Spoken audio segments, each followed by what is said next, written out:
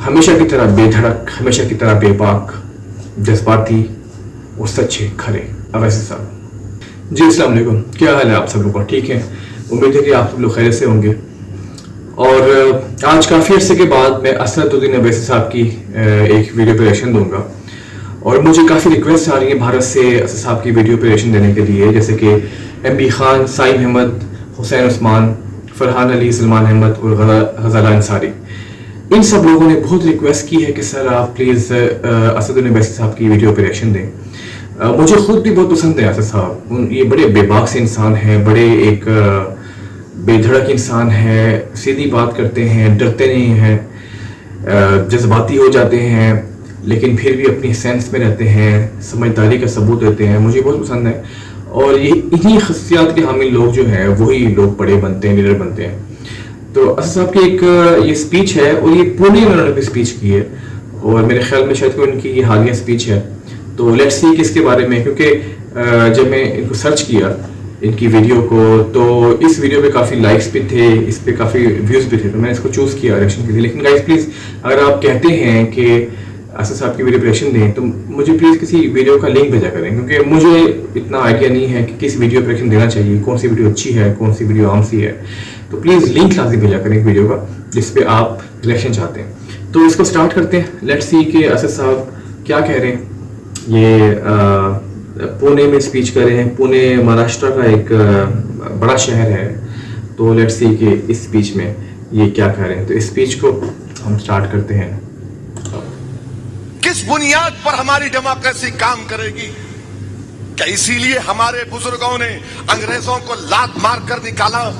क्या इसीलिए हमारे बुजुर्गों ने काला पानी की सजा काटी कि एक मेंबर ऑफ पार्लियामेंट जब पूना को आएगा तो ये कहा जाएगा कि तेरी जान को खतरा है, तो भड़काऊ भाषण देता है, तो लोगों को अड़ाता है? अरे गाली देना है तो इससे और बदतरीन गाली क्या हो सकती है? आप मुझे इसलिए कह रहे हैं कि मेरा नाम असदुद्दीन ओवैसी है। आखिर कितने नोटिस दोगे मुझे? महाराष्ट्र में नोटिस, हर जगह नोटिस। मैं क्या बोलता हूं? केस बुक करो ना मेरे पे। कितना केस बुक हुआ बताओ? महाराष्ट्र में 3 साल से तकरीर कर रहा हूं मैं। वही कांग्रेस की जालिम हुकूमत थी, राष्ट्रवादी की थी, तो हर बार मुझे रोकते थे, मैं खामोश बैठता गया। एक बार मालेगांव को गया रमजान के महीने में 2013 में, इफ्तार की दावत थी, मुझे रोक दिया गया हाईवे के ऊपर। मैंने कहा मैं इफ्तार की दावत में जा रहा हूं, जलसे के लिए नहीं जा रहा हूं। तो कहा गया कि नहीं आप नहीं जा सकते। मैं रोजा खोलने जा रहा हूं। मैं हैदराबाद से 7 घंटे का सफर करके आऊं, मुझे रोजा खोलना है, नमाज पढ़ना है, मुझे वजू करना है। नहीं जाने दिया मुझे, मैं खामोश हो गया। कहां कहां मुझे नोटिस नहीं दिया, खामोश हो गया। याद रखो, मेरे सबर का इम्तिहान मत लो। तुम लोगों को वास्ता पड़ा होगा दीवानों से, मगर मैं इन दीवानों का बाप हूं, याद रखो। अगर मैं रोड पे निकल जाऊंगा, मैं अपनी बात को मनवा कर रहूंगा।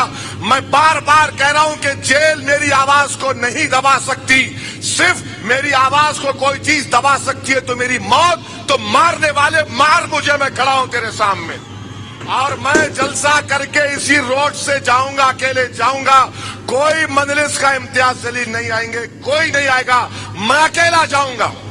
मैं देखना चाह रहा हूं कि कौन मुझे मारना चाहता। मारो मुझे, जूता मारो, गोली मारो, पत्थर मारो, जो मारना है मारो मुझे। क्या मजाक बना के रख दिया है जमहूरियत का? किस लिए हम टैक्स पे कर रहे हैं कि एक मेंबर ऑफ पार्लियामेंट बोल नहीं सकता?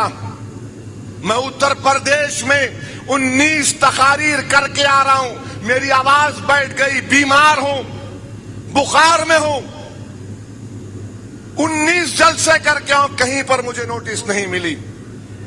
मगर यहां आता हूं तो नोटिस देते, और 2 दिन पहले जलील करते मुझे, ये कहकर के ये हिंदू मुसलमान में भड़काऊ भाषण। नहीं, मैं किसी हिंदू का खिलाफ था, ना कभी रहूंगा, खुदा ना खास्ता। मेरा मकसद किसी मजहब के खिलाफ नहीं है। हां, मैं फख्र के साथ कहता हूं कि मैं मुसलमान हूं। मुझे फख्र है इस बात का। क्यों फख्र है? क्योंकि कॉन्स्टिट्यूशन मुझे इस बात की इजाजत देता, मैं अपनी मजहब पर चल सकता हूं। मगर ये जलील करना ये कौन सी ईमानदारी की बात है? क्या कर रहा है महाराष्ट्र का स्टेट इलेक्शन कमीशन? अगर इलेक्शन ऐसा होगा तो फ्री एंड फेयर नहीं होगा इलेक्शन। किसी और पॉलिटिकल लीडर को नोटिस नहीं देंगे, सिर्फ असदुद्दीन ओवैसी को देंगे। दूसरे आएंगे चले जाएंगे, दूसरों के ताल्लुक से नहीं कहते कि तुम्हारे भाषण से लोगों में तनाव पैदा होगा, नहीं मेरे भाषण से होगा। बताओ ये सेक्युलरिज्म है, ये रूल ऑफ लॉ है, ये फंडामेंटल राइट्स है, ये कॉन्स्टिट्यूशन का पासो लिहाज है, ये model of code of conduct है, क्या है मुझे बताओ।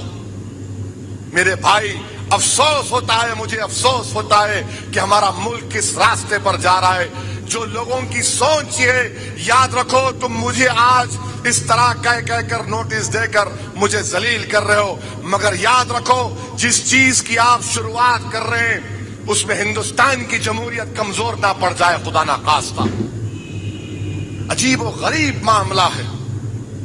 एयरपोर्ट से उतरते की नोटिस दो ना, देवेंद्र फडणवीस को नोटिस दो, मॉडल कोड ऑफ कंडक्ट है, सब बराबर है, कोई बड़ा नहीं कोई छोटा नहीं। उद्धव ठाकरे आएगा उसको दो, शरद पवार को दो, अजित पवार को दो।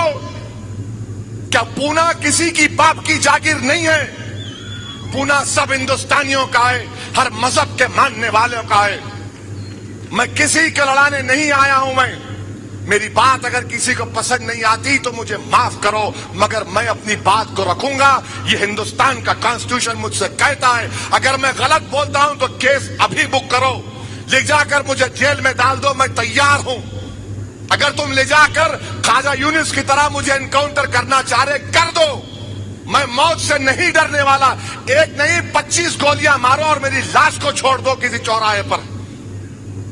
क्या तमाशा बना के रखा है यहां का? अगर कोई पॉलिटिकल पार्टी डरती है तो डरना पड़ेगा, याद रखो तुमको।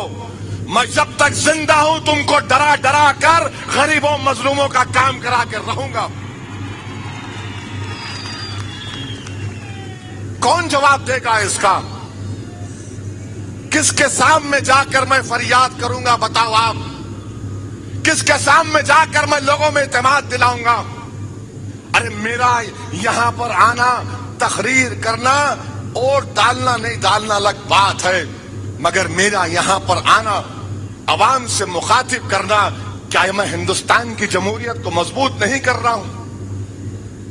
जो लोग इस तरह की सोच रखते हैं, मैं उनसे रिक्वेस्ट कर रहा हूं, बदलो अपनी सोच को, बदलो अपनी सोच को। मुझे इंसान समझो, मुझे पैट्रोनाइज मत करो, मुझसे नफरत मत करो।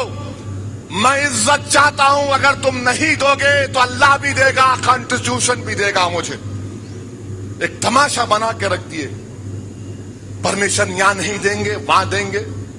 ठीक है, आपका बोलना सही था कि जगह छोटी पड़ेगी, मैं तैयार हूं, मगर यह क्या बात है कि तुम्हारी तकारीर तो आपने कितने केस बुक किए मुझ पे? अगर मैं आपकी नजर में चोर हूं तो आप कितना केस बुक किए मुझ पे बताओ? मैं पिछले साल आया था, क्यों केस नहीं बुक किया मुझ पे? अरेस्ट करना था मुझे, लगाना था 153A, 295 लगाना था, मखोका लगाना था, कुछ भी लगा देना था, मगर आप केस नहीं बुक करते मुझ पर, अमन रहता है। और आज आप मुझे ये कहते हैं। मेरे भाई, यही तो मेरी लड़ाई है। मेरी लड़ाई क्या है कि आपकी आवाज को सुना जाए। मेरी लड़ाई यह है कि मेरी मर्जी के मुताबिक मैं सोचूंगा। कोई मुझे कहेगा कि नहीं ऐसा मत सोचो, इस तरह सोचो, मैं तैयार नहीं हूं। मैं मर जाऊंगा मगर किसी और की सोच को अपने दिमाग में नहीं डालूंगा। मैं जो सोचूंगा वो सही है या गलत है, वो आवाम फैसला करेगी। ये जमहूरियत की खूबसूरती है, ये डेमोक्रेसी का राइट है, ये डेमोक्रेसी का स्ट्रेंथ है कि what I believe is my right, I am not imposing on you. मैं जो सोचता हूं, मैं जो थिंक करता हूं, उससे आपको क्या मतलब? बहुत जबरदस्त यार, ये बंदा वसीम बहुत कमाल है। ये आज मेरी नज़र में इनकी जरूर बढ़ गई है, क्योंकि बेधड़क ये बात कर रहे थे। महाराष्ट्र में जहाँ पे जो हिंदुज़म है वो बहुत ज़्यादा फंडामेंटलिस्ट है, यहाँ पे हिंदू इंतहा पसंदी है महाराष्ट्र में, लेकिन ये बंदा पुणे में खड़े होके, महाराष्ट्र के दिल में खड़े होके ललकार रहे वहाँ के लाइक वहाँ के कार सरकार को।